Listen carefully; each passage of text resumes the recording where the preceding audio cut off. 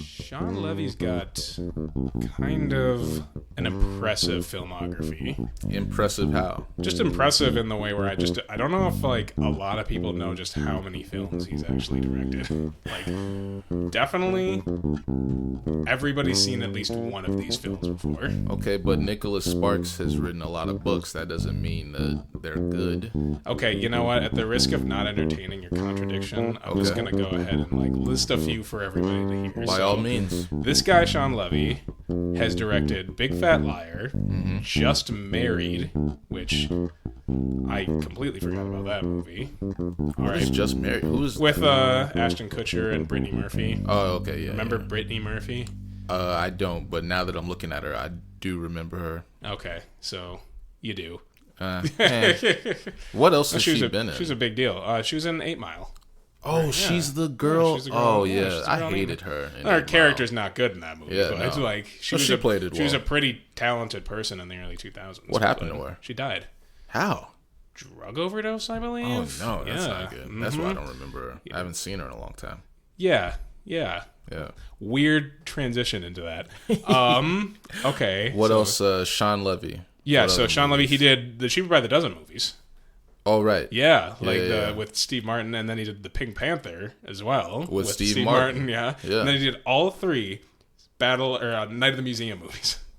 This rivals Scorsese's filmography. Doesn't it? It's kind of impressive, right? And then, do you remember Real Steel? I do remember Real Steel with Hugh Jackman. With Hugh Jackman, with Hugh Jackman, and then really underrated family drama with like a huge cast. This is where I leave you. He did that in 2014. But it's got like Jason Bateman, Tina Fey, Adam Driver, Rose Byrne, Corey Stoll, Jane Fonda, Kathryn Hahn. It's a really good movie. Good comedy drama. But then he did Free Guy with Ryan Reynolds, and then he did The Adam Project with Ryan Reynolds. I'm noticing a trend here. Yeah, and then I guess that will bring us to where we are now. And then he did Deadpool and Wolverine with Ryan Reynolds and Hugh Jackman. So it's in a spiritual sense, I guess it kind of feels like the culmination of his filmmaking career. Not that either of them have been his biggest, most prominent actors in his career, but definitely the biggest movie he's worked on now. Oh, for sure. And that's fun. Yeah. That's pretty fun. Oh, hi. Welcome back. Oh, you in the corner. Yeah. I didn't notice you. So we're going to break the fourth wall for this one here today. Boy. So hi, you, right there with the headphones, listening in to us. This is the Loose Leaf Media Podcast. My name is Davis Leaf. I'm here with my co-host, Romanus. And at the risk of sounding ridiculous, I am doing this entire shtick because we're about to talk about Deadpool and Wolverine. And this is coming to you fresh out the oven because we just saw it. Like, just came from the theater. And, for that reason, our thoughts are probably really, really fresh, and we haven't really been able to spend time thinking about the movie too much, but I think we came out of the theater pretty excited to talk about this one, and so we're just honestly gonna get into it. So we were doing a little bit of a background check on Sean Levy's filmography, just to kind of start this off, because this is the third director to do a Deadpool film. So there's been 3 Deadpool movies, and the first one was directed by Tim Miller, who would go on to direct, I think it was Terminator. What was that one with Salvation, Genesis? No, yeah, the recent one. Oh God, I definitely Dark don't Skies know. or something. Jesus, we should dark something. Just dark movie. Dark movie. I didn't see it. Dark script. Did anybody see that movie? No, yeah, I didn't. Definitely see it. not. But, Tim Miller directed the first Deadpool. I rewatched it recently. Didn't hold up as much as I thought it would on a rewatch, but still entertaining enough, and obviously was kind of a trailblazer for filmmakers to be a little bit more crude and violent in their superhero properties after that point.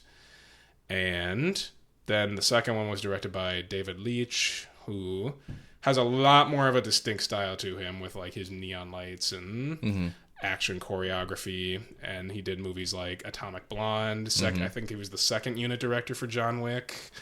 And he did Bullet Train as well. And I know that was pretty popular. And those are some of the films I've seen that I enjoyed from him. But now we got Sean Levy directing the third Deadpool movie, Deadpool and Wolverine. And I know that he seemed like his last two movies he worked on were with Ryan Reynolds, and Ryan Reynolds has production and writing credits for these movies. So I'm sure that was a pretty easy in for him to get this job in that way. But honestly, he seemed pretty suited for the task, and in a lot of ways he really shows that in this movie. So, Romanus, what did you think of Deadpool and Wolverine? Yeah, I love comic book movies. I love comic books. I love watching superheroes. And I've definitely felt a bit dejected of the current state of superhero movies lately, especially with DC. I'm not a huge fan of Marvel, but always, willing to be entertained. And I enjoyed the first two Deadpool movies. Even though I don't know a ton about the character themselves, I like Ryan Reynolds as Deadpool. So I was looking forward to this movie, especially with the inclusion of Hugh Jackman as Wolverine, right? Well, that's the draw. That's right? the main pull. Yeah. And I was really excited to see that, even though I was a little skeptical because I was so satisfied with Logan and how they ended the arc of Wolverine in that movie. This movie was perfect. It delivered everything that it should have, and it didn't do too much, which to me almost feels counterintuitive of the type of movie this is. I was expecting it to be, maybe just swell over and just be dumb, but damn, they checked every box to me. Yeah. They just did everything perfectly. I'm in love with this movie. So we've been waiting a while to talk about superhero related media on this podcast for a while. And like we've kind of had inklings of it creep into our conversations in the past on this podcast. But we've been really wanting to do a whole episode dedicated to the state of superheroes and what it has looked like for the last 20 years and where we expect it to proceed. And we kind of had the opinion that this movie would be a really good entry for that conversation. And I have to agree with you. I really, really, really enjoyed this movie. I had probably more fun in this movie than I've had in any movie I've seen this year. You were laughing like you should have been in an asylum the whole movie. You had a better time than me. This movie was legitimately funny. Yeah. Like, it was really, really funny. As it should be, right? Deadpool needs to be funny. That's the bare minimum. He's a funny character. And I think, so the first thing I really want to establish when talking about this movie is, Ryan Reynolds carries this movie. For me, at least, I thought he was the best part of this movie, as he's been the best part of pretty much all three of them. And he just really gets to untether himself from any sort of restraints in the past and just be pointing the finger here, pointing the finger there, looking directly at the audience. And for a lot of people, I can understand why they're not going to like that. They're not going to like the constant, gratuitous, self-referential humor. But I think for this movie and for the state that Marvel Studios has been in for a few years now, I think it warrants that type of criticism. And I think the medicine goes down a lot easier through the voice of a character like Deadpool, who has been this literal, objective spokesperson for Marvel comic books and for Marvel films in general. And Marvel fans. Exactly. Yeah. And a lot of the movie at times feels like it's written from a bunch of, online threads that you've read somewhere. But, at this, I'm not, for once when I was watching this movie, there wasn't a point where I said, this movie's playing it too safe. Right. Literally right out of the gate. My goodness. And we're really gonna push spoilers back for the very end, because this is a movie best viewed without knowing too much about it. Honestly, in so many ways, even knowing Wolverine is in this movie feels like it could be too much. But that's unavoidable because that was the whole marketing and that's the literal title of the movie. Well, we talked about this before the movie. How I felt like the marketing just already exposed too much, because there's and of course, like David said, I'm not gonna spoil any part of the movie, but I almost felt like through some of the trailers, especially the ones that came out closer to the opening of the movie, The last month has been it's disastrous. It's been crazy, and I felt like I was coming into a movie where there just wasn't gonna be anything for me to enjoy, just because I was just only watching the trailers, and I felt like too much was being spoiled. I can tell you right now, this movie has way more in it than just the trailers. You will not be disappointed. That's very true, but for anybody that hasn't been watching the trailers that much, continue to avoid them at the same time, because the less that you know about this movie, the better.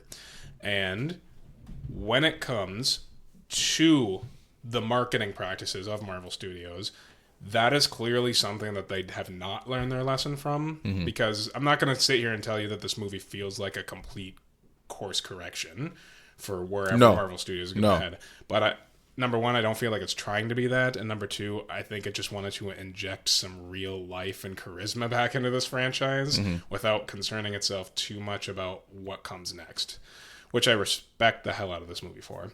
But when it comes to the marketing, the producers and the advertisement team clearly don't really have enough faith in their own creators or their own characters to say, let's be a little bit more withholding. Let's give fans very little, because, come on, comic book fans are some of the most dedicated people and have been for well over a decade now, and they're loyal to a fault to all these things. People show up to these movies regardless of what their expectations are, most of the time, I would say.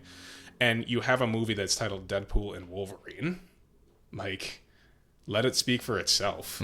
Don't put all of these extra details out there before the movie comes out with the expectation that people aren't going to fucking show up for a movie titled Deadpool and Wolverine. That is the first time Marvel Studios has literally gotten this raunchy and this violent in their films. And it's, it's cartoonish and it's fun, and it still feels light, but, you still are going to probably need to leave the kids at home for this one. and there's nothing wrong with that. Like, I think that's what these studios should be doing with these characters, which is taking the spirit from the comics and incorporating them into cinema. So Deadpool comics are goofy. They are a lot of just raunchy jokes, a lot of violence, self-referential humor, exactly, a lot of fourth wall breaking, and that's what these movies do. I would say that all three have been slam dunks. No, all three have been very consistent in their tone, yeah, which is really nice. Sure. And like, I'm not like this one. This was really good. Yeah, honestly, we keep going back to that. It's true, because like we said, this is fresh, so we're still getting our thoughts together even as we're recording this, because we saw this movie very recently, and it's so fun. So I want to break something down for you. I want to entertain this conversation with a question for you. Let's hear it. So recently, people, especially over the last year, have been using the term like, this movie's just pure fun, quote. Okay. Air quote. Okay. And I think that could run adjacent to something like calling a movie a popcorn flick or a crowd pleaser. Would you agree with that? Yeah. Yeah? Yeah. Where you're just, it's even, you're enjoying this movie with strangers, right? Like, you hear people clapping and cheering in the movie, and in other scenarios that would be fucking annoying, but it feels like those crowd reactions are happening in the cadence of the movie. It's very appropriate. I would agree. If the energy is right, and if you feel this radiance from the audience, where it's like, it's appropriate to really engage and get in with not just the movie, but the people that you're surrounded with that are equally enjoying the film. Yeah. And you can sense that. Yeah. So what do you think makes a movie, air quote, fun then? Damn. That's a little tough. I think that a part of it is giving audiences something that they've never seen before. And you can do that a lot of ways visually, I would say, where, man, I know that you hate this movie, but with Independence Day, I mean, how often have you seen that shot of a UFO just blowing up the White House? I mean, it's one of the moments that I remember the most from that movie. So exactly. To your point, like right? something that you've never seen before. Something you've never seen before. And in this movie specifically, I will just say that in cinema, we've seen Wolverine a lot, but we have never seen him this way. Yes. And there's a lot of reasons to cheer. There's a lot of stuff that you haven't seen in this movie that audiences are gonna love, and we saw it. People were clapping and cheering and yelling in this movie, and it was fucking fun to see this movie with a crowd. That's the basic tenet, I think, of a crowd pleaser film. Like something that makes you want to cheer. It's like you're watching a sporting event. Exactly. Like you want to root for whatever you're seeing. You want to get excited and hyped, and the energy in this theater. I haven't seen a movie with this much exciting energy in a long time, honestly. I can't remember the last time I've seen a movie like this either, where like, because I saw Dune 2 earlier this year, and it was packed. Oh, same. No one was excited during it. No one was cheering. That's not a fun movie. Yeah. That's not the kind of movie it is. It's like, it's dark. It's investing. Yeah. It's dramatic. So it's not going to give the same energy, but you can still tell that everybody there is excited because the theater wouldn't be completely sold out. Yeah. It's just not that same type of excitement because people aren't going into that movie to just have fun. Because when Dune 2 ends, you're just sitting there thinking, damn, I'm kind of depressed right now. Yeah. That was a dark and depressing ending, but that was such a good movie. That was such a damn good movie. With this, people were hyped going in, and they were hyped coming out. Yeah, there's a lot of Wolverine and Deadpool and Marvel shirts. You got one on right now. I do. I do. It was nice to see some. Yeah, the comic book hive came out of their little crawl spaces. And you know, it was good to see everybody. Even you got complimented on your shirt. Like everyone was like, cheering. I even was yelling during the movie. And I don't think I've seen you this excited watching a movie either. And it was even nice to see that. The guy sitting next to me was like, "Fuck yeah!" Like he just and I'm usually that was embarrassed. all of us every like 5 minutes. Yeah, even I guess now I've talked through several movies during this podcast, but mostly it's like, "Fuck, damn, no." Talking and commenting or reacting are different. Yeah, like I've mentioned this before, but you are a very appropriate reactor to films. Thank you. Yes, you react accordingly. You're not annoying. You're not sitting there commentating when watching a movie. I've had the worst date I ever had in my life was with a woman that was commentating during Barbershop 3. Worst date I've ever had in my life. That was the worst date? It wasn't the fact that you just went to Barbershop 3? Well, when you're... that was a part of it. Okay. That's something Deadpool would say. That's only... just like, wow. I can't believe the worst date of your life just wasn't going to Barbershop 3. You should write Deadpool 4. I would. Why not? I'd get fired. No. Wow. Getting fired on Deadpool 4. Now, that is something. And that concept would make it into the movie still. Yeah, it should be some. Maybe Deadpool goes to the Barbershop universe and he's cutting hair. And he'd be like, I heard you were talking shit about the Barbershop movies. Yeah. How dare you motherfucker. In all fairness, I love Barbershop 1 and 2. I do too. Movies, Barbershop 2 back in business. Yes. Bro. Yeah, that was a funny movie. That was a funny movie. Barbershop 3 fucking sucks though. Yeah, see, I shouldn't even be talking shit because I haven't seen it. So. Well, and no, it does suck. You're right, and it's not because I had a shitty date with that girl. It's because I think I told you that story Vaguely. Maybe that'll be a podcast for another time when we have a completely different topic. Yeah, like maybe for Barbershop 4. Yeah, I mean, it'll probably happen. Maybe. But, I forget where we were at, but no, this movie was exciting to see with the crowd. I'm looking forward to kind of seeing it again this weekekend. I would love to go. Same. I think I'm going to try and go again this weekend because this actually does feel it's like I like to use, sometimes I use like the terms like cultural shift or something, or some sort of a paradigm shift that happens when some really big film is released. And long before we went and saw this film, I knew that this movie was going to be big this year. But something like a year ago when Barbenheimer had happened, that was a big deal. that was like one of the biggest deals for cinema in a long time, it had felt, where it was such a collective experience. Everybody was talking about it. Everybody had thoughts and opinions, and the energy and the excitement was real and so transparent and palpable. And I feel like this movie in a lot of ways is probably going to give off that same energy, where we're going to like go, like you're out in public this weekend and you're probably just going to come across somebody that's referencing or talking about this movie over the weekend, because I think it'll probably be the biggest opening weekend for any film that's come out this year. I think that that's just being set up for success. And yeah, I mean, I'm not going to sit here and say that the marketing team is, deserves that win, but it's the word of mouth that's really going to do it. Yeah, I think a part of the excitement is that we've lived in the past, I guess, 15 years where Marvel has definitely dominated the superhero movies industry. And now it's kind of in a valley. It's his peaks, and now it's in a valley, especially after Endgame. I feel like Marvel's flatlined. Well, maybe it's got a pulse with like this Deadpool. Is like it's been flatlined. This was like the first pulse we've seen in a while. And I mean, I loved Guardians of the Galaxy Volume 3 a year ago. I thought that movie is honestly, to me, a top 5 Marvel Cinematic Universe film. It's terrific.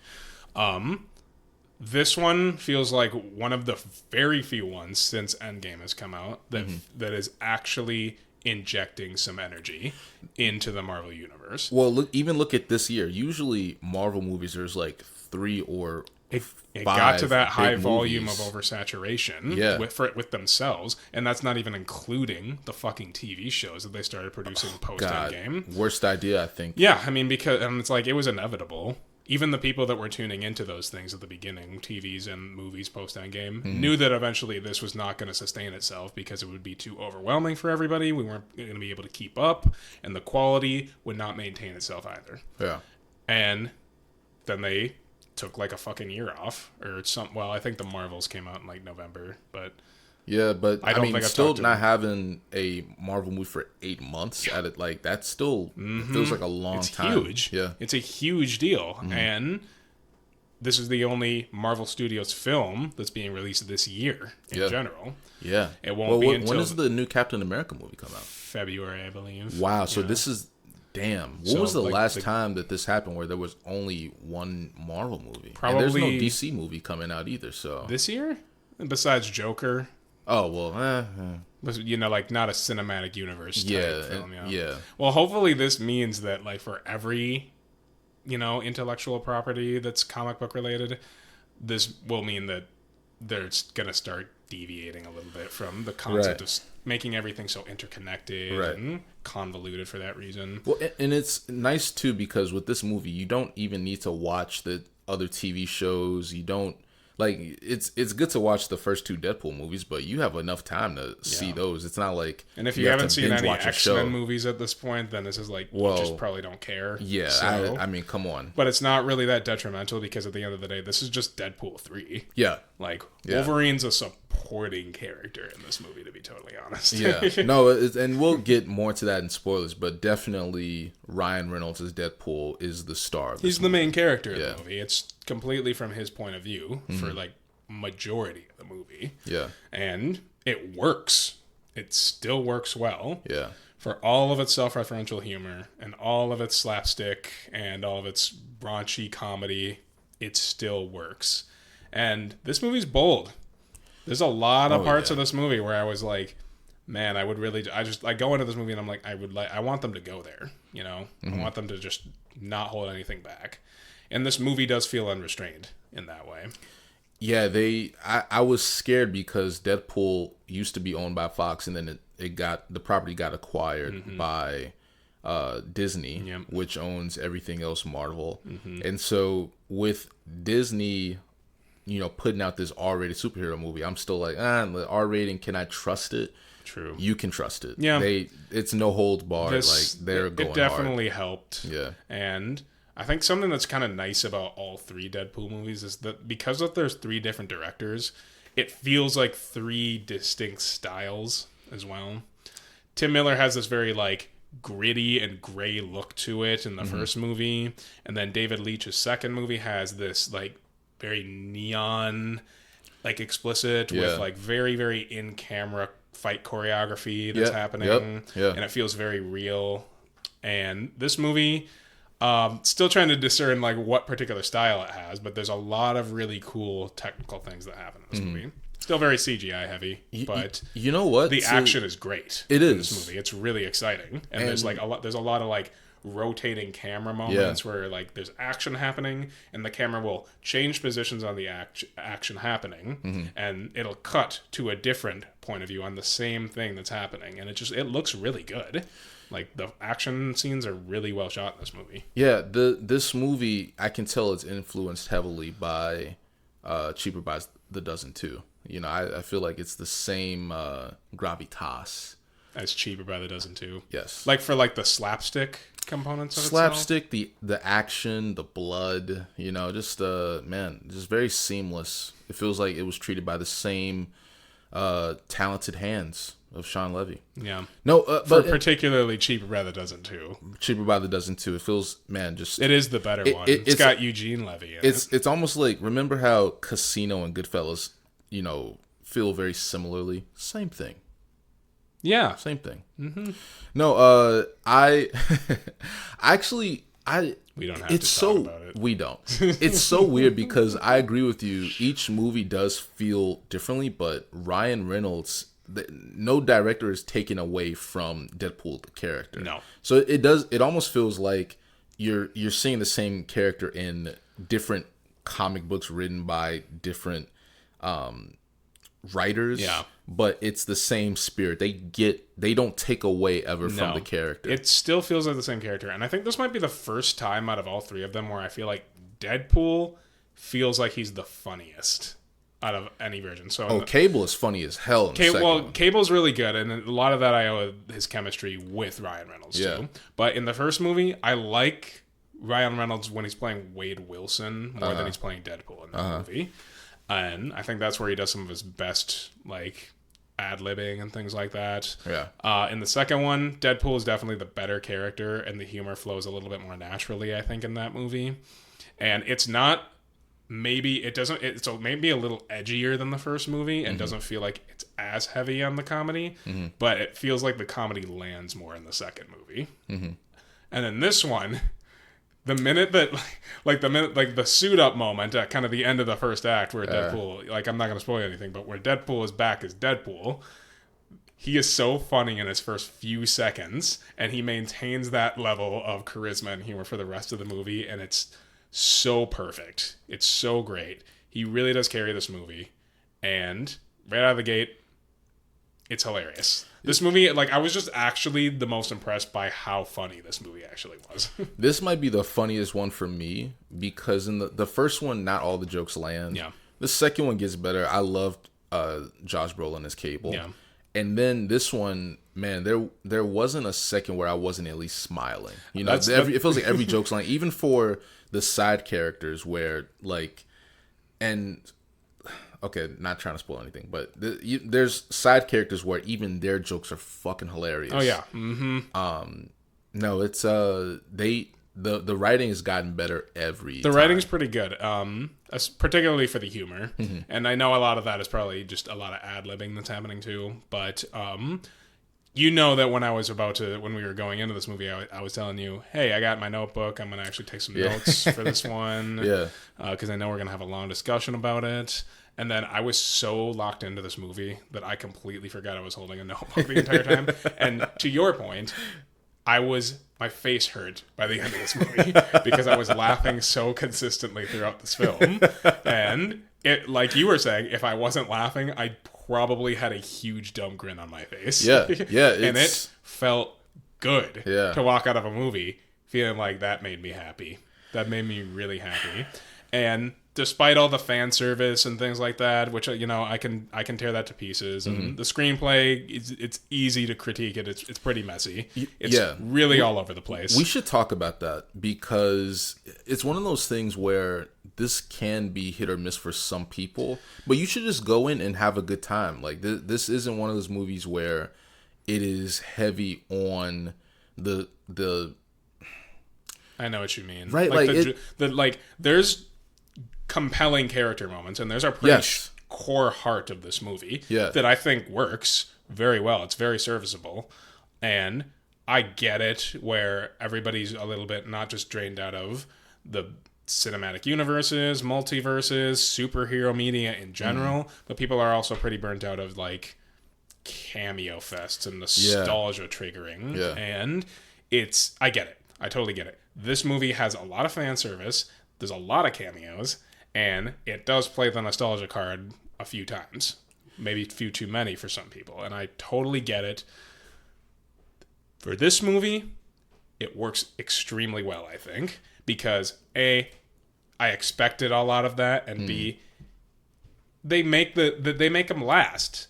Like I had made a comment before we started recording, and by comparing this movie to like The Flash a year ago, right? And The Flash does that a few times. Does not work. It's like emotionless. At all. It's completely. It's cheap. It's so cheap. Yeah. Literally, like the visual components of it are actually cheap. And you watch this movie, and whenever those kinds of fan servicey moments happen, they do make them last.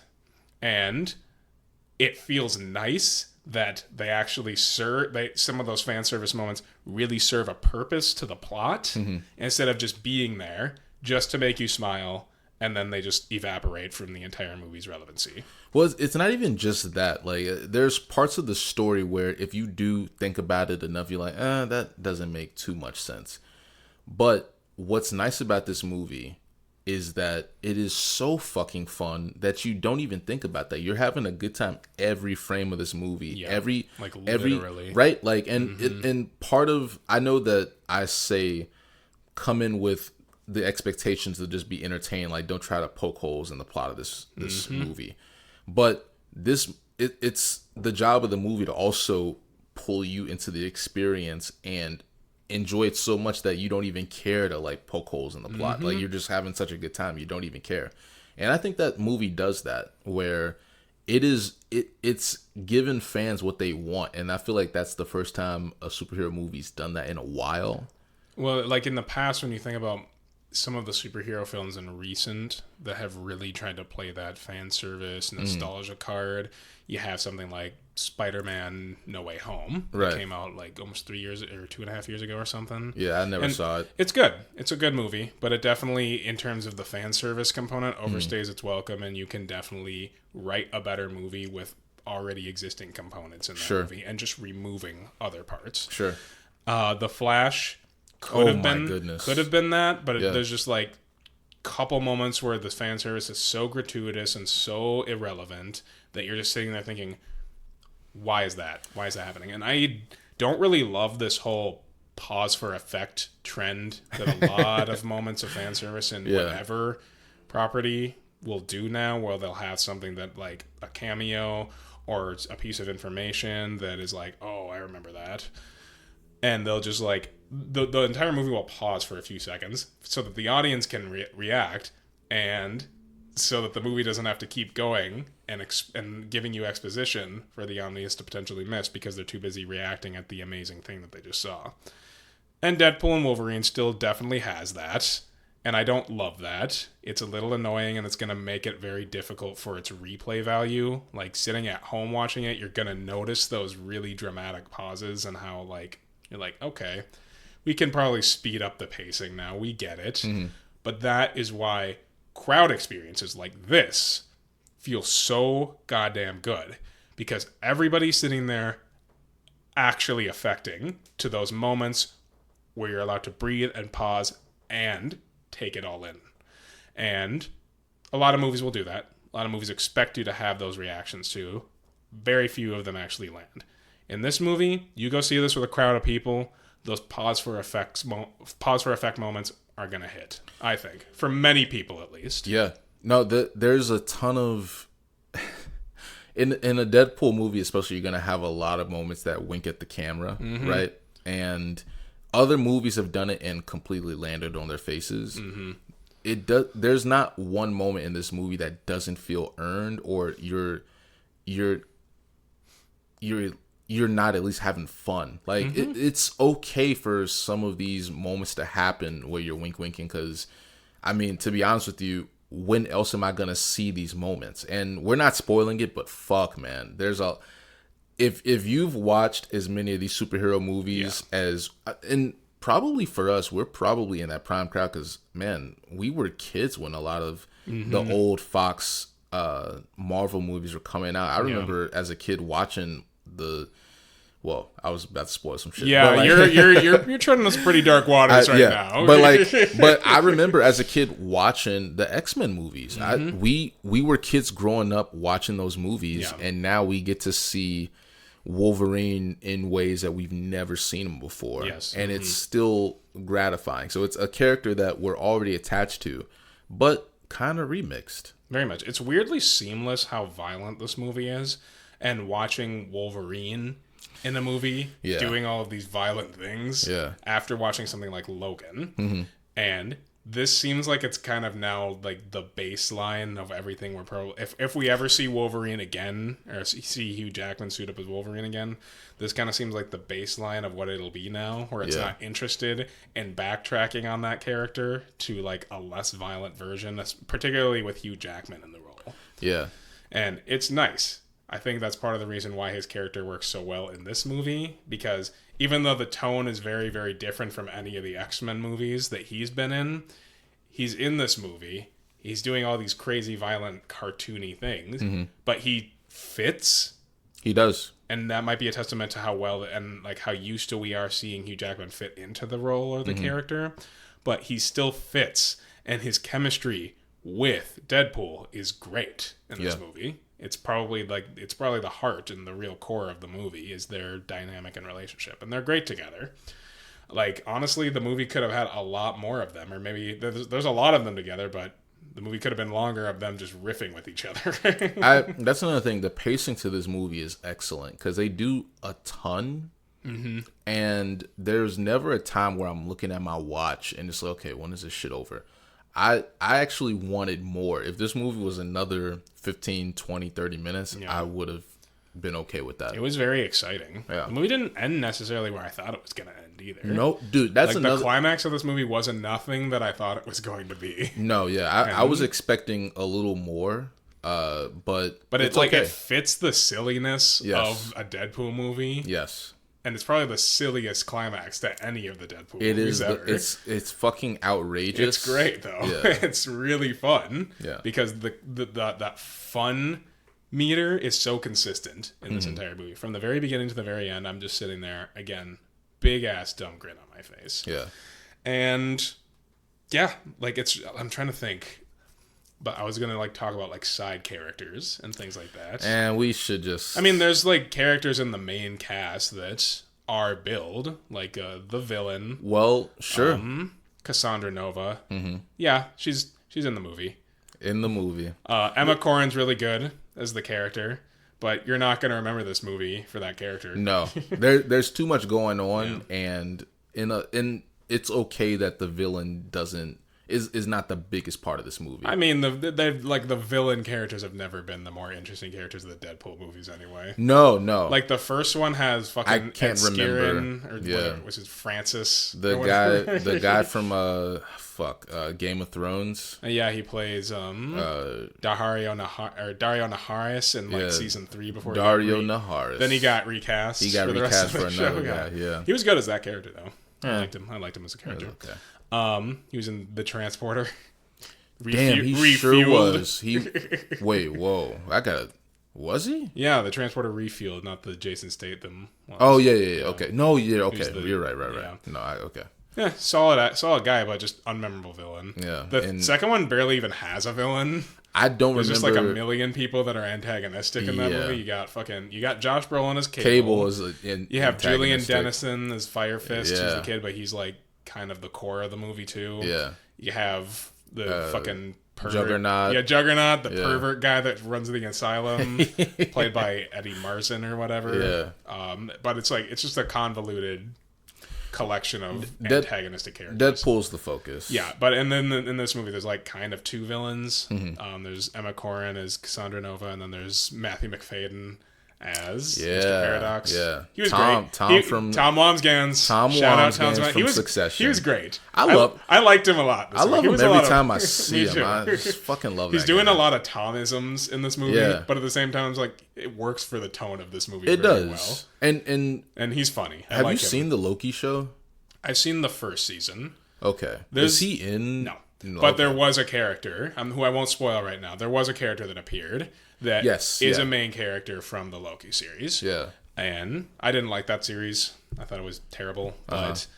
I got it. I mean, more than anything, the TVA are the most relevant to that series, but you don't need to watch Loki or anything to enjoy this movie. Well, that's what I love about this movie. You don't have to, and that's what's detracted or prevented a lot of people from seeing other Marvel movies, is that you feel like you have to watch the Marvels to watch the Miss Marvel movie, right? Or like, there's just a ton of shit that's going on Disney Plus, and it's like, oh, do I have to watch these first 2 seasons of this show and then a season of this show to watch this movie? No. The barrier to entry just keeps getting high for these movies. It's nice to just go into a movie and see and enjoy a Marvel project without having to do a ton of research on it. That is so true, and that's like why the fan effect works so well in this movie, because whenever there is like a cameo or whatever, they do something. Yes, yes. It's not. They're It's not not just showing face and then fucking off. You didn't like Nicolas Cage showing up as Superman in the Flash movie? I did not like the You didn't fake like that? CGI Nicolas Cage showing up. You don't like CGI Nicolas Cage? That was so creepy. It was creepy. It was. I don't even want to talk about it. What's creepier, Nicolas Cage in Flash or Nicolas Cage in Long Legs? Wow. I don't know. I mean, one of them was more likely to kill me because they're not Superman. So. Well, I would say that. No, I disagree with that. You could beat up Long Legs. You can't beat up Superman. I could beat up Long Legs, but that guy knows witchchright or something. I probably shouldn't mess with. Probably them. not. He probably already knows I'm on my way to beat him up if I wanted to do that. You're probably right. He's fucking weirdo. Yeah. Anyway, I should tell the Dollface. audience that the first thing that Davis brings up after we saw Deadpool was fucking Twisters. Yeah. Davis cannot fucking get over how disappointed he was from Twisters. Well, I'm sitting there talking about how did I have fun watching this movie, but I couldn't have fun watching Twisters. Well, and I'm like, because this movie's not restrained. The entire point of this movie is to be over the top, gratuitous, raunchy, and I like that. And it's a superhero movie, so I like that kind of shit a little bit more. So, like when a movie is sitting there saying "fuck" more than a Martin Scorsese movie, yeah. like I'm probably having fun with the movie a little bit more than everybody tiptoeing around the word "fuck" in Twisters. Did you want the tornado to just say fuck? I wanted the tornado to say "fuck." Well, it's nice to when I'm watching a don't disaster remember. Well, movie, it did happen once. You don't remember the moment where the Tyler Owens walks up to the tornado, and the tornado was afraid of him because he's the tornado wrangler, and then the tornado goes, "Fuck, it's you, It's you." foiled again." So you some kind of tornado wrangler or something? So we should some kind of twin twisters or something? And then right before he wrangles him, after the tornado says "fuck," Tyler Owens goes, "If you feel it." Chase it. No, he said wrangle it. If Oh, you feel no, it, he said you're right. wrangle it. Oh, Yeah. no, I think See, when- this is we erased this movie basically from our minds. No. I think you're talking about a different movie. When Tyler Owens goes to, with his lasso and lasso the tornado, he says, it's wrangling time. It's wrangling time. It's wrangling time. And I got the reference because that was like a thing that the Thing would say Exactly. in Fantastic Four, but he made it for like tornadoes. Exactly. And it works because he wrangles bulls and shit. So that means he can wrangle tornadoes. Wait, who's wrangling bulls? Is it the Thing or Tyler Owens? I don't know. There's a lot. He was just throwing out a lot of references and seeing what sticked. He did its clobbering time, but he did its wrangling time. Yeah. And the tornado, after he said that, the tornado said "fuck" again. Fuck. And I was like, I got caught. Yeah, that was the problem. Is I didn't like the movie because I fell asleep before that happened. You did fall asleep in yeah, Twisters. yeah, Fuck. I See, did, my chair was vibrating, so it was hard for me. I was wide awake. Do you know how many people I've heard talk about seeing that movie in 4DX? I may have actually enjoyed it if I saw it in 4DX. We should have gone together. We should have gone and seen it in 4DX. I would have loved to see. I may have liked that movie. You being a sad sack after Twisters. that would have been fun to see. It's just like, great. I'm drenched in water, and I hated that movie. Yeah, I could have done without the water. I would hate to see that movie. Believe it or not, Twisters usually like to give off a lot of water. I didn't know that. Because storms and shit. Yeah. This is an entire 2-minute segment that we did not need. It's closer to 4. Let's move on. Let's move on. Sure. I do want to talk about the current state of superhero movies. I think for that's a while. very, very important. I actually have a really good question for you. Let's hear it. So let me ask you something. Mm-hmm. Like, I have one question, and then I have a follow-up that goes along with it. So, when do you think that cinema really began to take off with superheroes in film? That's a tough one, but if I have to take a guess, I would probably say the first Tobey Maguire Spider-Man, just because that one was so successful financially, and it led to more sequels that were also very financially successful, and that the X-Men trilogy was running pretty adjacent to the Spider-Man trilogy too.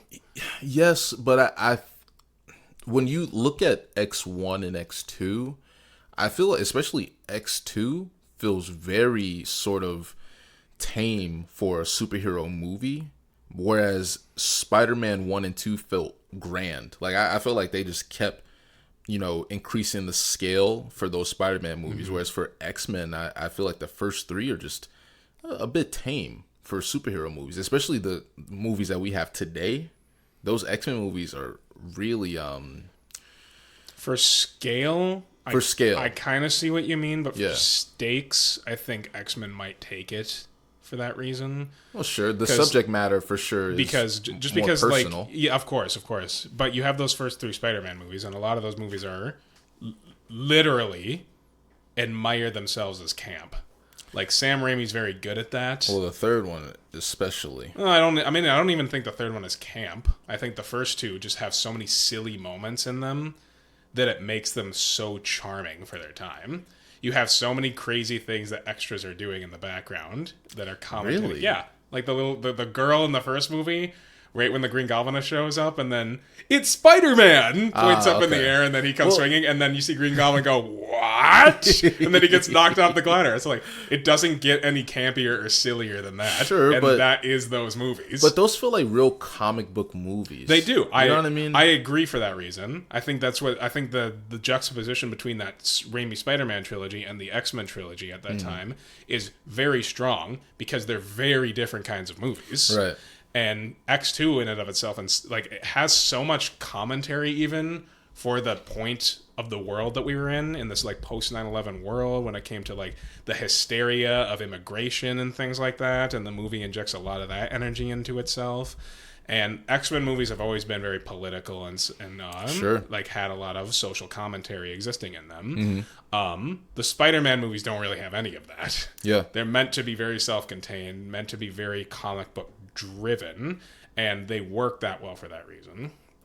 I might have to agree with you though about the first Tobey Maguire, Sam Raimi Spider-Man movie. I just want to say, I just looked it up. The first Spider-Man movie, the opening weekend was $115 million. That is for globally? I think so. For 2002, that's impressive, man. That is huge. That is massive for an opening weekend. And that was 2002, you said? 2002, yeah. $115 million. And then the first Amazing Spider-Man movie with, what's his face? Garfield. With Garfield, yeah. $62 million. So I'm just saying, like... Yeah, I mean, that tracks. Yeah. I mean, one's definitely a way better movie than the other.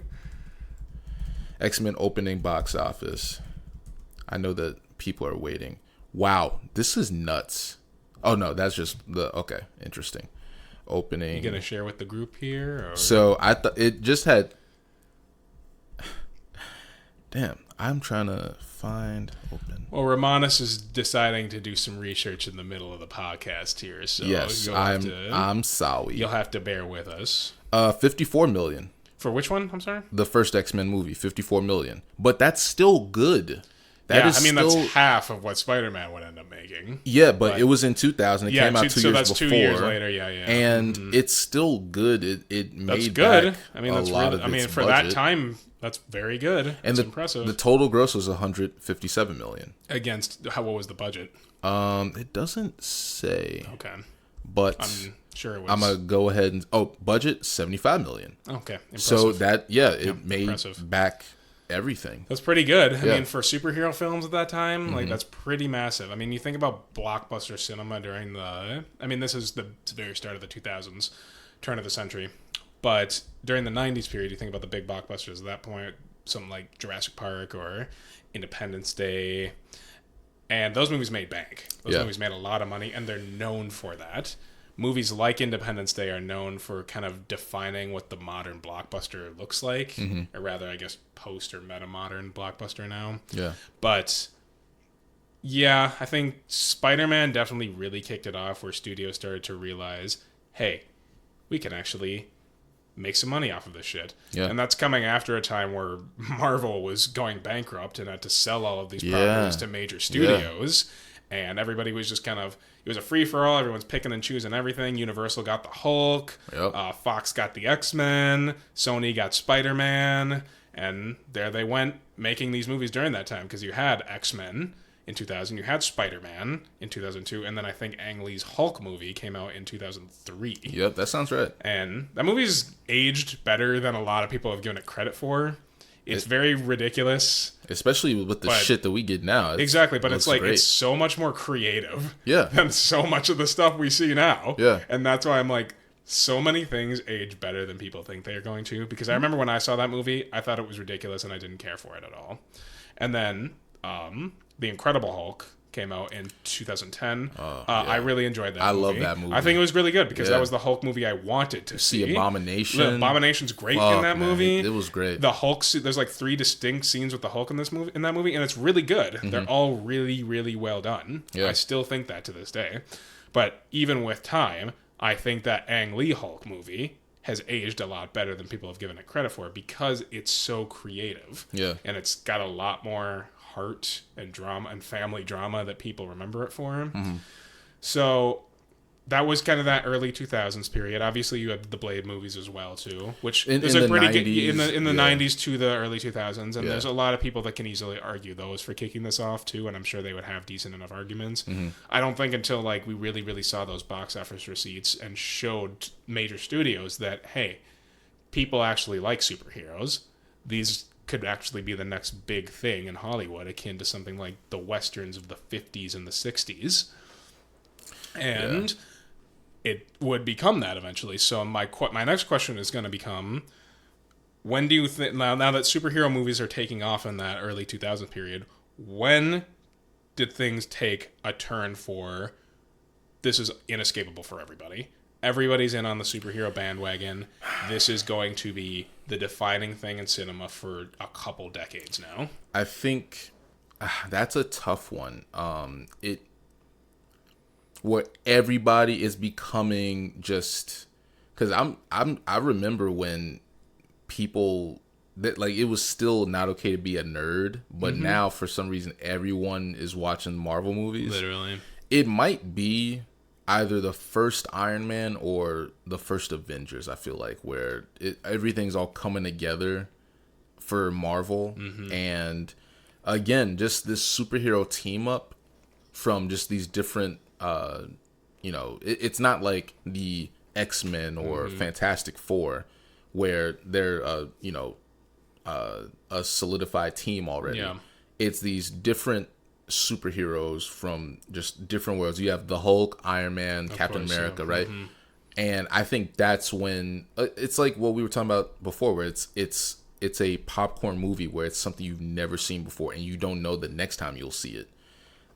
We didn't know that we would see it for a fucking lot for the next decade, but it's interesting because when I saw the very first Avengers movie in theater, I was as excited as everybody. I did not expect it to be as good as it ended up being. Yeah.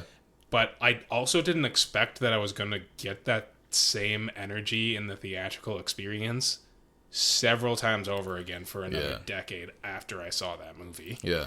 It was so rich and it felt so unique for that time. It just didn't feel like it was something that could be replicated. And then they would continue to up the ante with several movies down the line, not just Marvel Studios, but other superhero properties as well, like with Warner Brothers owning DC. Oh, God. And we would get those very, very massive, crowd-pleasing event films from superheroes for a long time. Right.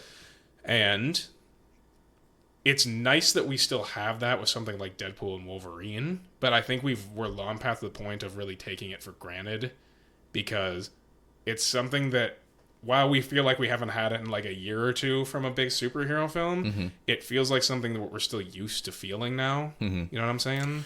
Yeah, I think it... When the first Avengers movie came out, that feeling felt rare. Like something I actually had never experienced before, where we didn't know if this was going to work. We didn't have like the biggest expectations ever, right. But we knew that this was an exciting moment and something that had never been done in cinema before. Right. And it worked. And everybody that summer in 2012 was going to that. Yeah. And I think that sweet spot of when things really took a turn were between the summer of 2008, when Iron Man and The Dark Knight both came out in the same summer. You're onto something. And then 2012, when The Avengers and The Dark Knight Rises came out in the same summer. And so that sweet spot there is where things really began to shift. Sure. And we were still getting, some duds here and there in that time period. Like we got, everybody's favorite Green Lantern movie with Ryan Reynolds. Oh God, that's another movie he shits on in the Deadpool movies. Yeah, he does. And then back in 2007, I know we got Ghost Rider with Nick Cage, but they did a sequel in that time period as well. Damn, I forgot about. I didn't see the sequel. I never saw it. I actually don't mind the first one. It's just like cool. I was a kid. Same. I haven't seen it probably since around that time, but it was fun. It was cute. It was surprisingly scary for a superhero movie. Like for me as a kid, it kind of scared me. Yeah. But I like that character. He's fighting the devil. Yeah. I forget what the devil was in that movie, but. Peter Fonda. Yeah. You're so right. That was kind of fun. R.I.P. No, the cast was solid in that movie. You got Ava Mendes. Oh, yeah. You got, what was his name? Beatty. Or not Beatty. Jesus. Wes Bentley. Wes Bentley was Blackheart or whatever. Yes, yeah. That was great. It was a fun movie. Yeah. It's not good. Well, that's what I would say about most comic book movies. I would say, but they're fun. People are trying to do something. There's some movies where I'm more like you with Twisters, where I'm like, I can't see that movie again. I fucking hate it because it was so disappointing. I get it. Batman v Superman. There's been a lot of crap in this time, because it's been so oversaturated. We're getting, like you were saying, 3 to 4 new superhero movies a year.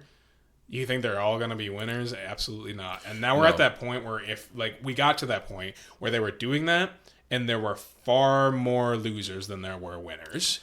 If you have 4 superhero films come out a year, maybe one of them's going to be good. But that's a big genuinely maybe. Good. And good in the sense where people are talking about it. It might be an okay movie, but it just doesn't stay long in the social conscious, the public conscious. I think the best thing to do for Marvel is to go back to making those fun standalone movies where there's no expectation for each movies to be a part of some grand scheme and lead to some final battle movie. Just put together good movies. Deadpool was a good movie where I don't have any expectations coming out of it. Was just a fun fucking movie. And I would go see it again. If they do a Deadpool 4, I would go see it again. I would agree. And look, they have a few movies coming out, I'm sure. And man, I don't know where they're going next because the Jonathan Majors stuff and Kang, I have no idea. They should just focus on making a good movie. Focus on making good movies. Not building their cinematic universe anymore. And I will say the Captain America movie with Mackie, that looks pretty good. The trailer's good. Yeah, with Harrison Ford. The trailer's good. It looks like another kind of political thriller centered movie in the vein of something like The Winter Soldier or Civil War. But that's what a Captain America story should be. I like agree. an X-Men movie should have some social commentary. I would agree, yeah. A Hulk movie should be this motherfucker running away from people. Right. There are certain rules that you expect from a movie that shouldn't be too tampered with. Batman should be moody. Iron Man should be flashy. Yep.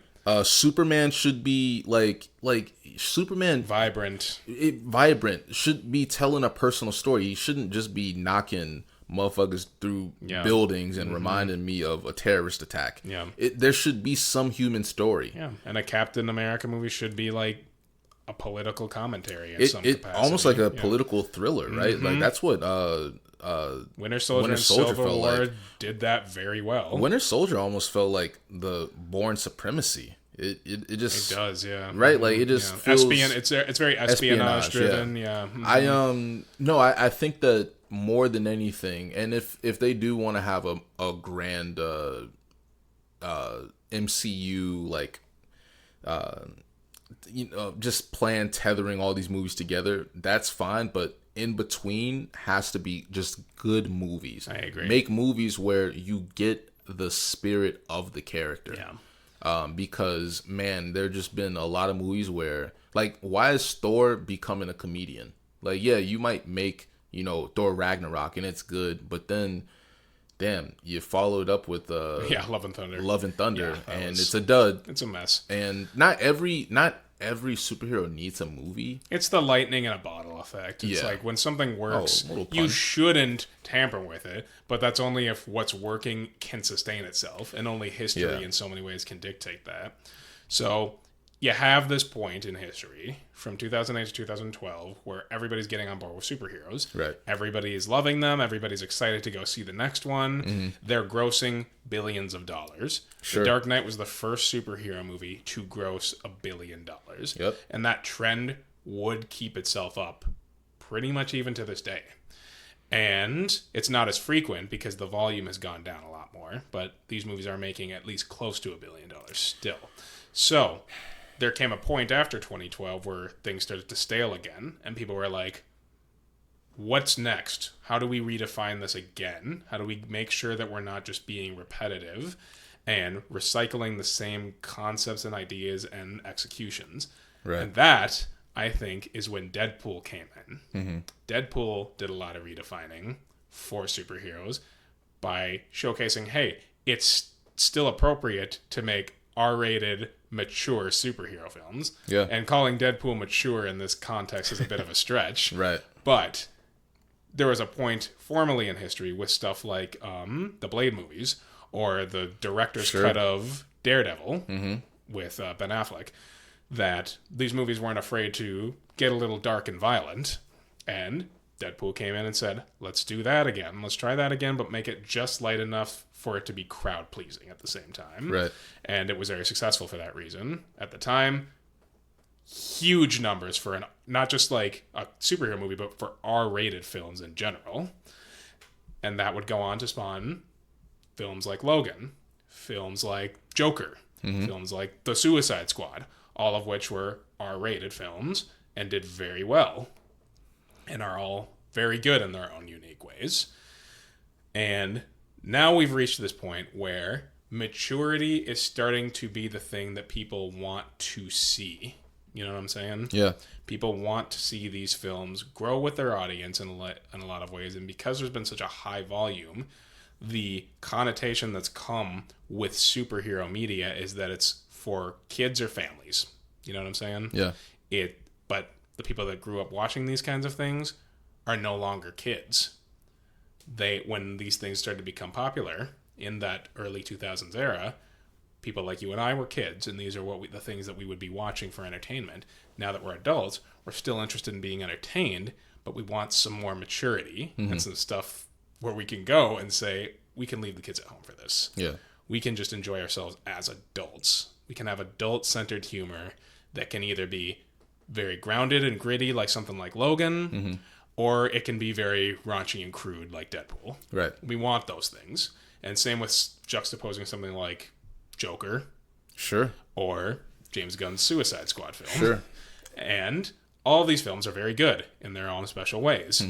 But I think when Deadpool and Wolverine does a lot of numbers and becomes very popular, I hope it sets a new precedent, not just of redirecting where we take these things, but refining the maturity of the subgenre of superheroes. Sure.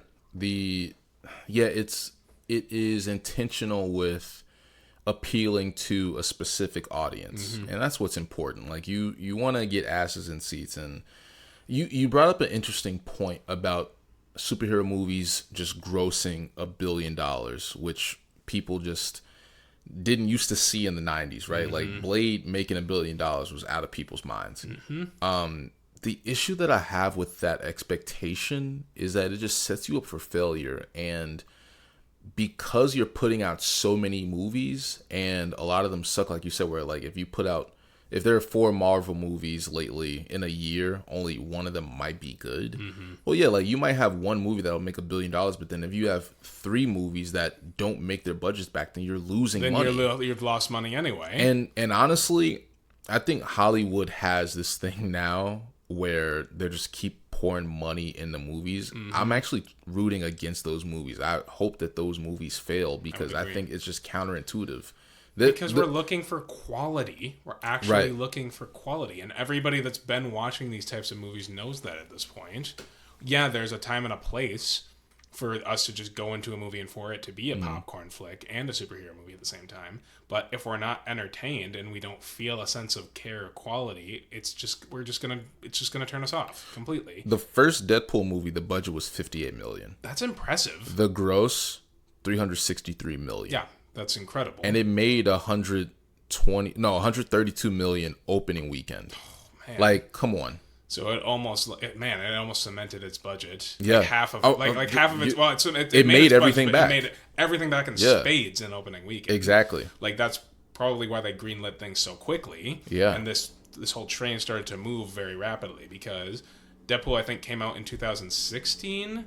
Yes. Yeah, Logan came out like a year later. Yeah. So they already wanted to do this. They already wanted to make a more grounded, gritty, mature, Wolverine-centered movie. Yeah. But, this proved that R-rated comic book movies can make a shitload of money and be very well regarded. Even fucking Logan got an Oscar nomination for Best Screenplay. Yes. As it should have. Yeah.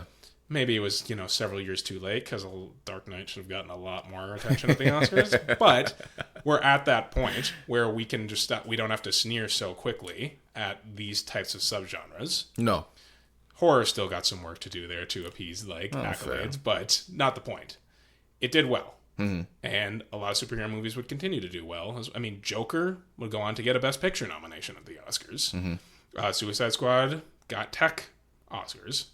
And a lot of superhero films did too. Yeah. But that just became something common where it wouldn't be ignored for its lack of appeasement to younger crowds. You know what I'm saying? Yeah. Yeah. Just make good movies, man. Just good movies. Yeah. If you're almost with characters like Wolverine or Spider-Man, the advertisement's been done for decades, right? Like Spider-Man is one of the most recognizable characters in the world. Yes. It's like Pikachu, Superman, and Spider-Man, right? Or Darth Vader or whatever. But like you're already going to get asses in seats just because of the name recognition. So true. But they're not going to come back if you keep making duds for movies. They have to be compelling stories still with something that audiences haven't seen before. Especially now where, I mean, to be honest with you, even after this kid now that's playing Spider-Man, I'm sure if he quits now, we're going to have another Spider-Man in 5 years. Yeah, it won't take long whatsoever. That's what I mean, there hasn't been anybody, I think, that's been just through the ringer in terms of superheroes as much as Spider-Man has been in such a short amount of time. Maybe Batman. But even then, I think the quality of the characterization of Batman has been a little bit better. Oh, sure. We've gone from, we went from Christian Bale. Right. To Ben Affleck, to now Robert Pattinson. Right. And I think they've all been terrific as the character in their own different ways. Sure. The films that they've been in have varied in quality. Yeah. I think the Batman and the Dark Knight trilogy are great. We never got like a Batman-focused Ben Affleck movie. Yeah, I kind of hate that. I do too, because his parts in Batman v Superman, where he's just doing Batman stuff, are some of the best parts of that movie, because he showcases a really unique version of the character, and he actually feels intimidating, like a force I wouldn't mess with. He's really good. The first shot in BVS where the cop is in the building and he's just looking around and it's dark, and then with the flashlight pans over to Batman, he's in the ceiling. See him in the corner ceiling. That's the first time I've been scared. And that's the kind, like, from like an objective point of view of Batman, that's the kind of feeling you want to feel. Yes. You want to feel instantly intimidated, like he's like an otherworldly specter, and that he will jump down and beat the living shit out of you. What a shame. I know. What a shame. A Ben Affleck Batman movie may have been really good. Yeah. But so yeah, that's kind of now, like, in a post Endgame world, I think the volume was pretty high for a while, but the quality was still varying more than it ever had, because we peaked. Fucking Endgame was such a peak for superhero cinema. It was the culmination of pretty much everything the subgenre was building towards. Not just in its own respective world, but just the genre at that point was proving these are the heights that we can accomplish if we do this with precision and care. And after that point, it's like, literally, where do we go from here now? Well, and I think we have still not figured that out yet. Well, that's exactly what I was going to ask you, Mr. Leaf. Let's say Marvel hires Davis Leaf right now. Hey, you're taking over for Feige or whatever his name is. What's the next main projects that you'll do? Main projects? Yeah, like, just what's your plan? My plan? Yeah. Dismantle everything. Okay. Pause for effect. Yeah. Y'all cheering? Like Andrew Garfield walking out of a portal. My goodness. So really, you're just like, kill everything. Yeah, dismantle You're like everything. Thanos. We don't snap your fingers and everything's disappearing. We don't need this anymore. Wow. As so much stop the yes, okay, as you're much fired. as I loved. Yeah, feel you're free. Fired. Feel free. I know it's not gonna make money. As much as I love something like Deadpool and Wolverine, this movie was good because I was, like, basically forced to starve. Sure. Like, starve people. Stop making them right now. Go 5 years without a superhero movie. Make people fucking want superheroes again. Yeah. It's like a good relationship.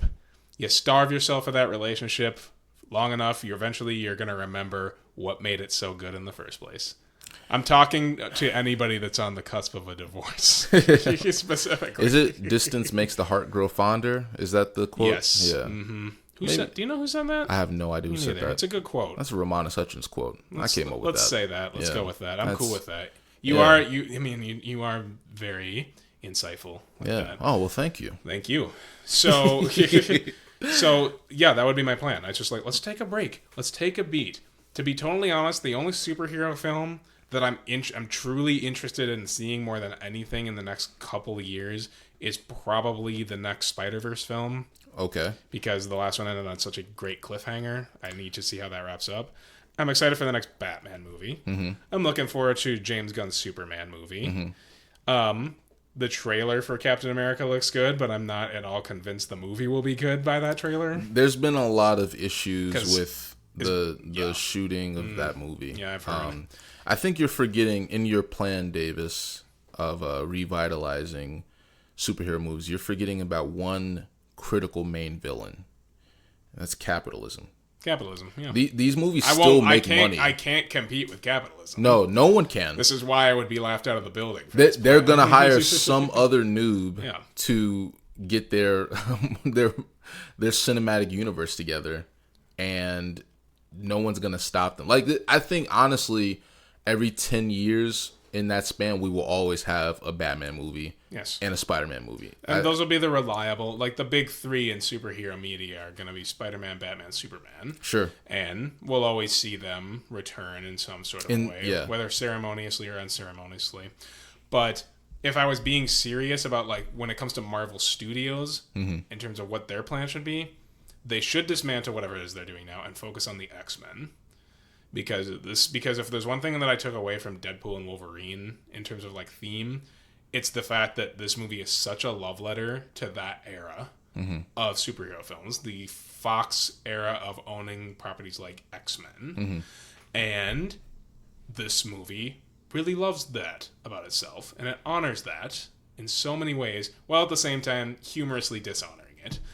And that era of superheroes brought so many people on to superhero films in general that it showcases that it is still the only thing in terms of franchise filmmaking that can sustain itself more than any superhero franchise.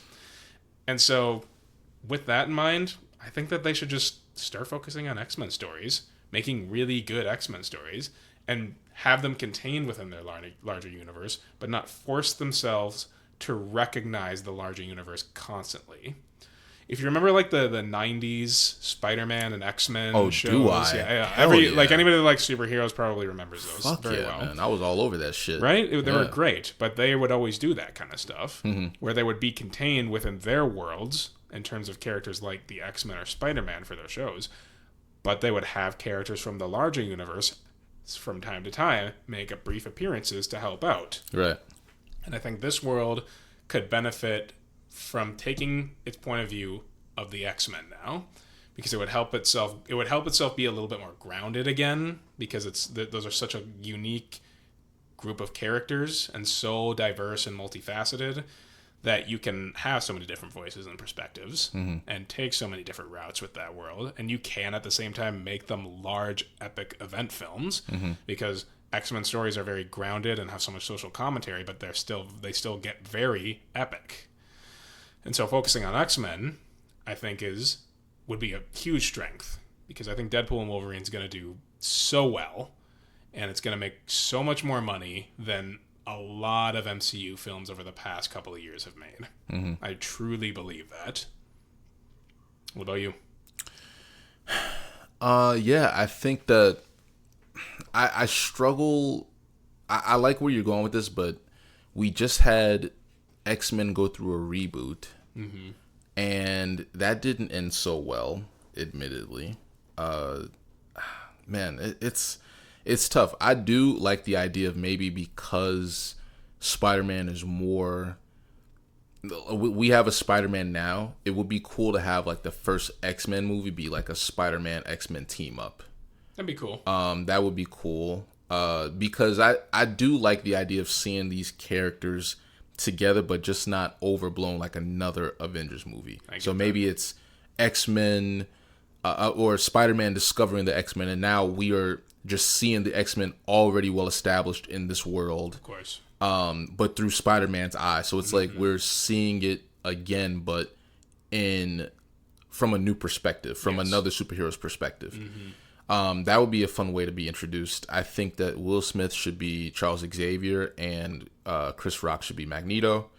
That would be cool. Yeah, that'd be real cool. That would be great. We should definitely do that. We should do that. Yeah. Magneto and Chris Rock's voice would be great. No, in all seriousness, but that's the thing. But we've already seen this be done before. So it's hard to know where they should go. I also look, they're gonna do the Fantastic Four movie. With Pedro Pascal, right?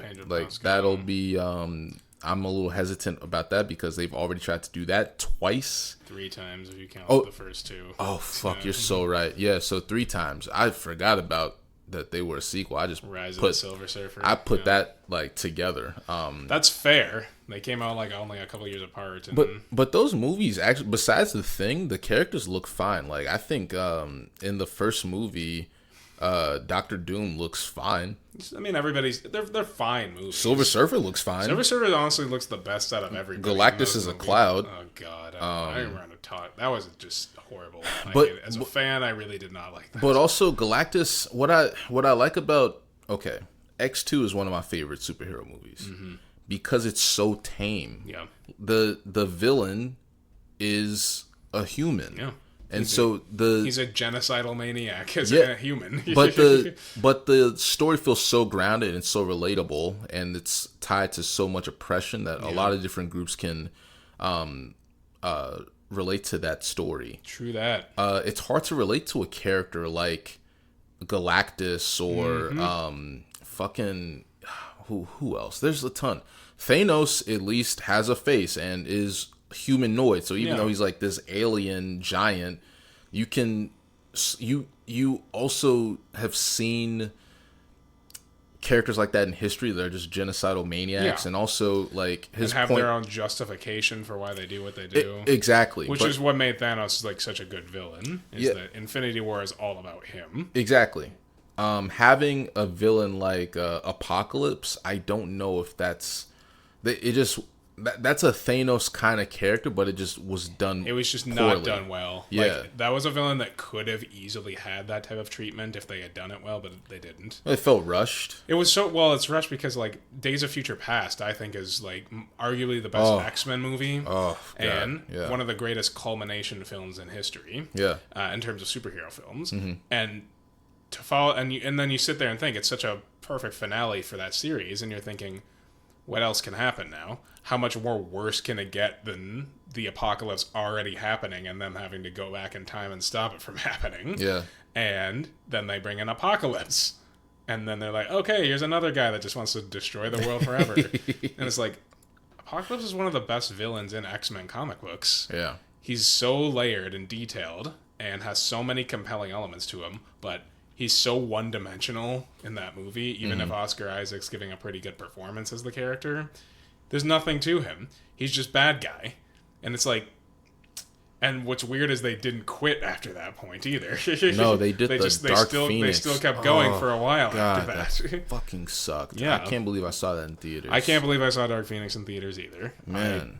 I hated that movie. There was a guy in a wheelchair. You know that they have the handicap section at the... Yeah, there was a guy in a wheelchair when I saw the Dark Phoenix, and he just stood up and walked out. That's how bad that fucking movie sucked. I did not expect that. Me neither. No, Me neither. Yeah, least of all you. Yeah, that's the tell. Now, like whenever I'm in a theater and I see somebody that's disabled that's sitting down there, I'm gonna be like, okay. The minute that they get up and walk out, that's the minute that I get up and walk out, because they know something. It was so hard to get that joke out without laughing. That was good. I heard that. That was funny.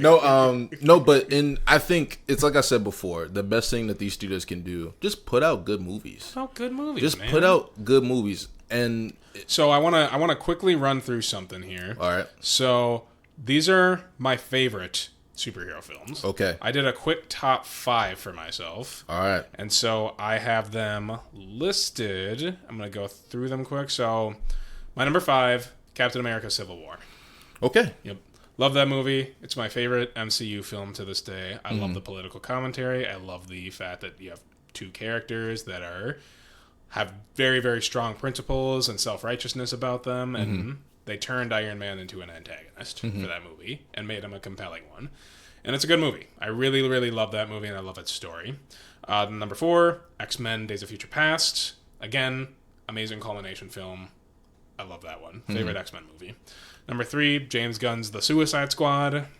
That's a movie that I can watch at any time, and I always love it, and it always gets better to me. Number 2, Spider-Man Across the Spider-Verse. Okay. Yeah. Favorite Spider-Man movie, probably. I've seen it a million times. Right. I think everything about it is perfect. And then number 1, The Dark Knight. Well, that last one was to be... You didn't even explain that one. No, it's not, because that's just a movie for anybody that needs no introduction. Well, I'll run off my 5 in no particular order. Well, maybe the last one, probably. I mean, you can think about it, yeah. Yeah. Superman 2. Nice. With Christopher Reeve. Nice. I just feel like it's a perfect Superman movie where you're rooting for him constantly. It's not even necessarily about the fights. There's some action scenes, and it is dated, I will say that. But man, I mean, it's Richard Donner and the fucking, was it the 80s? Yeah. But it's so likable. Christopher Reeve is such a great Superman and Clark Kent that Superman just 2 was always the best one of those movies but- that I remember. but I remember no the first question. two specifically. Well, after And I 2, don't like- watch them. No, right, yeah. Richard Pryor's in one of them. Don't watch them. Quest for Peace. Quest for yeah. Then there's the one with Nuclear Man. Oh, I've yeah. seen that horse shit. Spider-Man 2. Nice. I mean, come on, Dr. Ock, one of my favorite villains. Masterpiece. Yeah, it's a great I movie. literally could not go rewatch that movie after I first saw it for a while because Yeah. it scared me so much when Doc Ock kills all of those doctors. Yeah, And yeah. At the time, I didn't realize that's just Sam Raimi doing crazy ass horror movie shit in a Spider-Man movie. It's such like and it's great. It's such a great comic book movie. Like it's there's so many great moments when Spider-Man's saving that train from crashing. Oh my God. And the people there's are real carrying moments him. of heroism that Yeah. you feel like the icon that Spider-Man is. There's really crazy, Yeah. like shockingly jarring, dark moments like with Yeah. Doc Ock in the hospital, and then you have silly, campy comic book moments when Doc Ock is just like, "Nothing was standing our Yeah. way, nothing."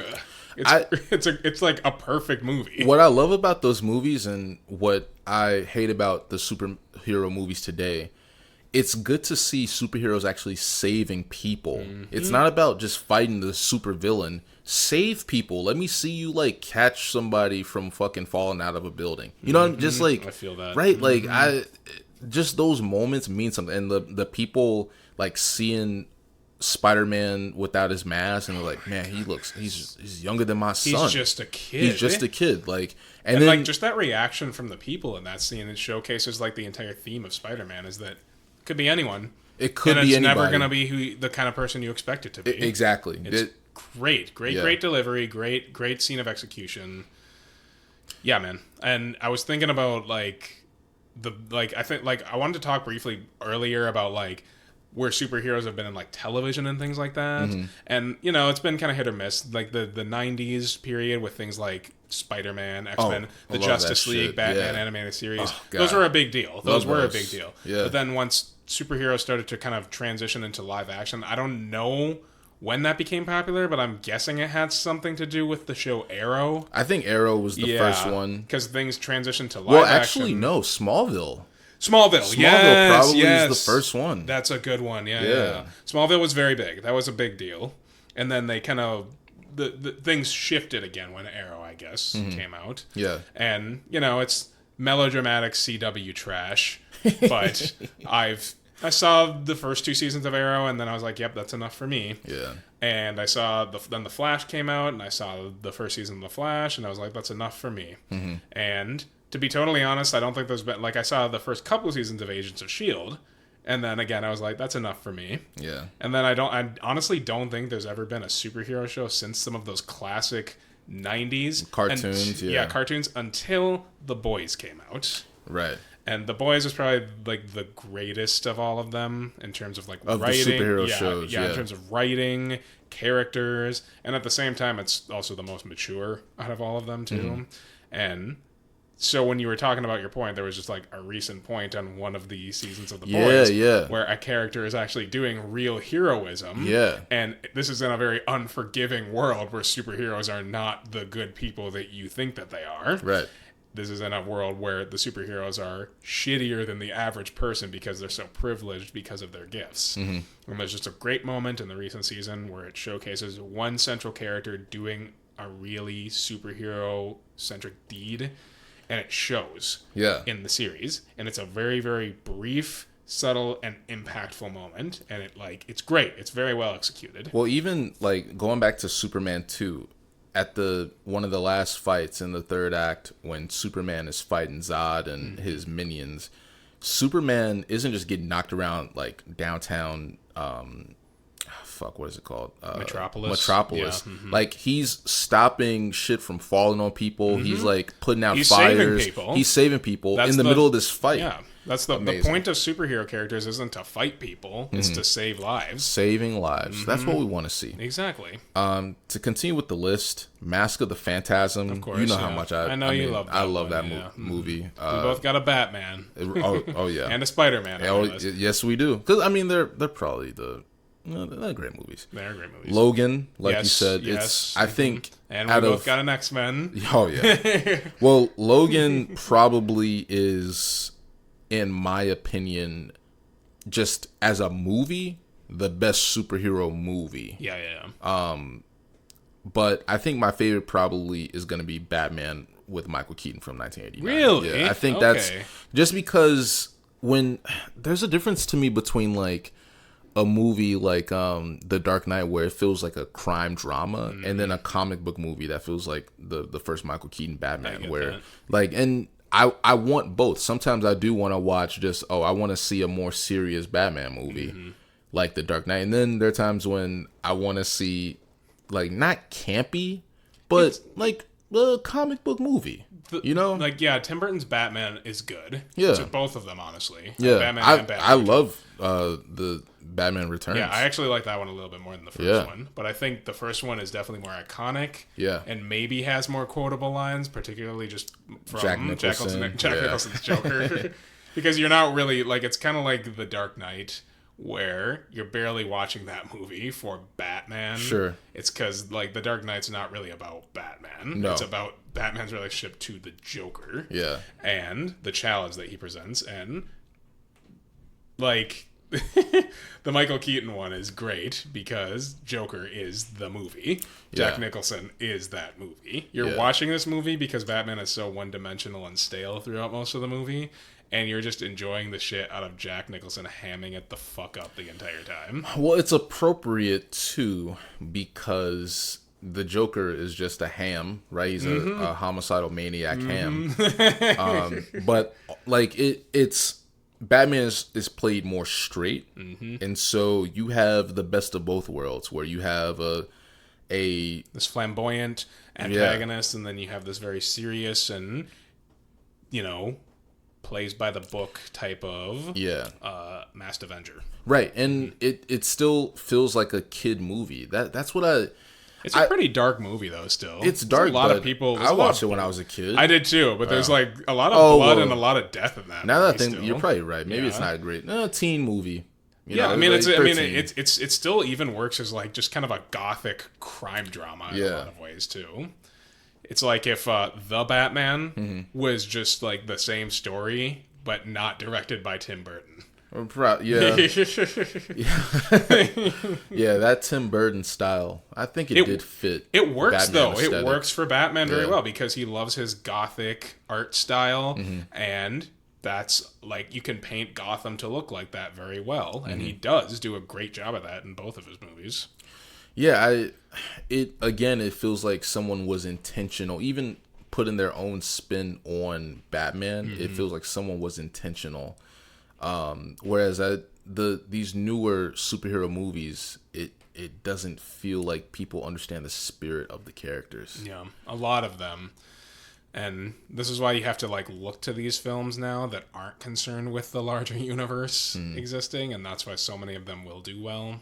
And I don't know, like I'm saying, I just don't think that they've really figured out where this subgenre is supposed to head now. And there's been a lot of shifts now that Disney owns Fox and have that partnership with Sony, and now that James Gunn has completely taken over as president at DC Studios and is kind of reconstructing where that's going in the future. It's kind of all up in the air.